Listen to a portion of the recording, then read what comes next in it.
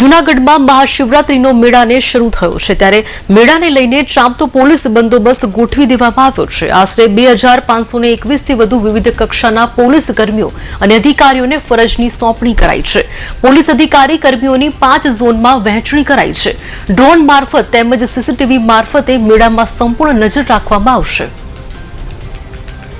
જૂનાગઢના ભવનાથમાં મહાશિવરાત્રીનો મેળો વર્ષોથી યોજાતો આવે છે। આ પરંપરાગત મેળામાં લાખોની સંખ્યામાં ભાવિક ભક્તો જોડાતા હોય છે। 5 દિવસના મેળામાં જ્યારે લિમિટેડ એરિયામાં મેળો યોજાતો હોય એટલે મેઇનલી તો ટ્રાફિક અને વાહન પાર્કિંગના ઇસ્યુ રહેતા હોય। આ વખતે સૌપ્રથમ વખત માનનીય આઈજીપી સાહેબ અને એસપી સાહેબના માર્ગદર્શન હેઠળ એઆઈ ટેકનોલોજીનો ઉપયોગ કરી પાર્કિંગ ચેટબોટની સુવિધા ઉપલબ્ધ કરવામાં આવેલી છે, જેથી કરીને જે વાહન ચાલકો બહારથી આવે છે તેમને મેળામાં નજીકમાં કયા સ્થળે પાર્કિંગ કરી શકાય છે અને ત્યાં વાહન પાર્ક થઈ શકે તેટલી જગ્યા છે કે કેમ, આ બંને પ્રકારની સુવિધા પાર્કિંગ ચેટબોટના માધ્યમથી મળી શકશે, જેથી કરીને તેમને ખૂબ સરળતા રહેશે।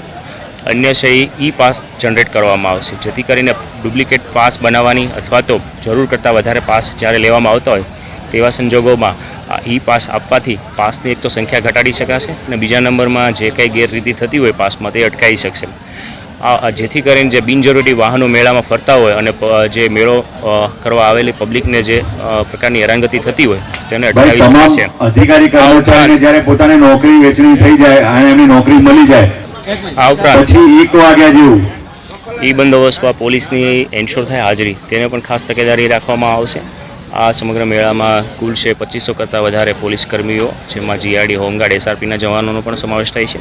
2 શિફ્ટમાં બંદોબસ્ત રહેશે। એટ ધેટ ટાઈમ એક સમયે છે 1200 કરતાં પણ વધારે પોલીસ કર્મીઓ ફરજ બજાવશે અને પોલીસની આજરોજ માનનીય એસપી સાહેબ દ્વારા છે બ્રીફિંગ કરવામાં આવશે।